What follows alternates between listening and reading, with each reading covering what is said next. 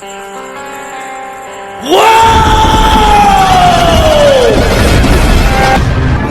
வீழ்வேன் என்று நினைத்தாயோ? ஹலோ ஃப்ரெண்ட்ஸ், நான் உங்கள் மிஸ்டர் கிரேசிஃபர். நாம இன்னைக்கு லக்ஷ் அருள் சேனலை பற்றி தான் ரிவ்யூ பண்ண போகிறோம். ஒரு சேனல் எந்த மாதிரியான கண்டென்ட்லாம் போடக்கூடாதுன்னு நம்ம நினைப்போமோ அது அத்தனையும் இவங்க சேனலில் பார்க்கலாம். இமோஷன்ஸ், சிம்பதி, பிராங்க் இதுதான் இந்த சேனலோட முக்கிய கண்டென்ட். குறிப்பாக பிரெக்னன்சி வச்சு அவங்க அடிக்கிற கூத்து இருக்கே, அது அபத்தத்தின் உச்சம். Live pregnancy test, pregnancy prank, morning pregnancy checkup என்று பிரெக்னன்சியை பற்றி விதவிதமா வீடியோ பதிவிடுவாங்க. பிரெக்னன்சி என்பது ஒரு புனிதமான நிகழ்வு. அதை இவங்க கேலி கூத்தாக்குறது மட்டுமல்லாமல் பிரெக்னன்சி டெஸ்ட் எடுக்கிற கிட்ட விளையாட்டு பொருளாவே ஆக்கிட்டாங்க. பிள்ளை பெறுவது என்பது ஒரு வரப்பிரசாதம்.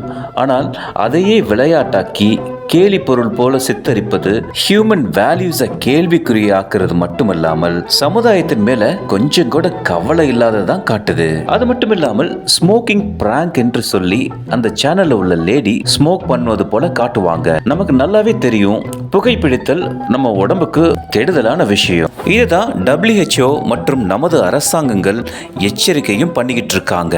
இவங்க இது மாதிரி ஸ்மோக்கிங் பிராங்க் வீடியோ பதிவிடுறதுனால இதை பார்க்குற மற்றவங்க நாமளும் ஒரு வாட்டி ட்ரை பண்ணி பார்ப்போமே என்றுதான் தோணும். அப்படி அவங்க அதை பண்ற பட்சத்தில் அந்த பழக்கத்திற்கு அடிமையாகின்ற ஒரு சூழ்நிலையும் உருவாகக்கூடும்.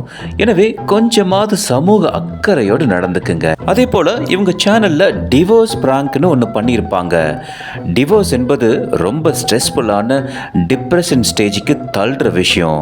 ஆனால் அதையே பிராங்க் பண்ணி மன உளைச்சலை உண்டாக்குறாங்க. உங்களுக்கு வேண்டுமானால் இது மாதிரியான விஷயங்கள் விளையாட்டா இருக்கலாம். ஆனால் அதை அனுபவிச்சு பார்த்தவங்களுக்கு தான் தெரியும் அதோட வலியும் வேதனையும். எனவே ஒருத்தவங்களுக்கு மன உளைச்சல் தர்ற விஷயத்தை பிராங்கா பண்ணி மீண்டும் அவங்கள மன உளைச்சலுக்குள்ள தள்ளாதீங்க. எனவே நாம் பொறுப்பா இருப்போம். இது மாதிரியான பிரெக்னன்சி, ஸ்மோக்கிங், டிவோர்ஸ் பிராங்க் பண்றவங்கள்ட்ட இருந்து எச்சரிக்கையா இருப்போம். எனவே இது மாதிரி பொறுப்பற்ற சமுதாயத்தின் மேல் அக்கறை இல்லாத யூடியூபர்களுக்காக உங்களுடைய நேரத்தை வீணாக்காதீங்க. எனவே நாம் பொறுப்பா இருப்போம். இது மாதிரியான பொறுப்பற்ற யூடியூபர்கள் இருந்து விலகி